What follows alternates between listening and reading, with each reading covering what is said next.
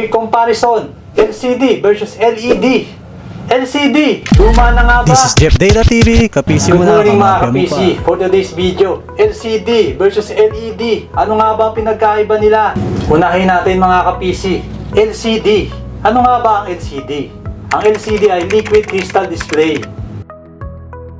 At mga ka-PC, sa aking kanan, LED. Ano naman ang LED? Ang LED ay Light Emitting Diode mga ka-PC.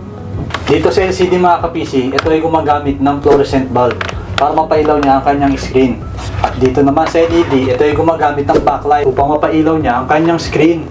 At sa quick comparison naman mga ka-PC,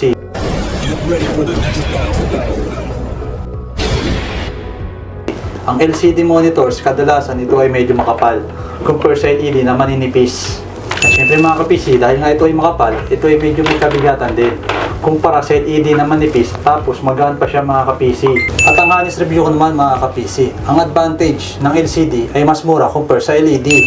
Pero sa pagandahan ng image, video, lamang na lamang sa LED mga ka-PC. At bukod pa dun mga ka-PC, mas mahaba ang lifespan ng mga LED monitor. Ang disadvantage naman ng LED mga ka-PC, ito ay mas mahal talaga compare sa mga LCD. Pero sa papugian, sa pagandahan ng mga design, at dahil mas modern ang mga LED mga ka-PC, ito ay mas maganda tingnan. Kumbaga sa lalaki ay mas pogi ang mga LED. At kung viewing angle naman ang pag-uusapan mga ka-PC, mas lamang pa din doon sa LED. At kung usapang 24/7 naman mga ka-PC, pareho lang sila, pwede mo siyang gamitin ng 24/7. At sa maintenance naman, pareho lang din sila. At syempre mga ka-PC, kung afford naman ang budget mo, sa dalawang monitor na to, mas pipiliin ko na ang LED. So ayun lang mga ka-PC, kita-kita sa next video. Peace out! Batang 90s, kahit 20s, nasabay dis SSD na mala flash beast. Pag-update na bumuo, bawal X. Ang damit mo na pormado, sa tatak palaging good. Paano good mafia? Sa marami na pasado, kahit hood benta.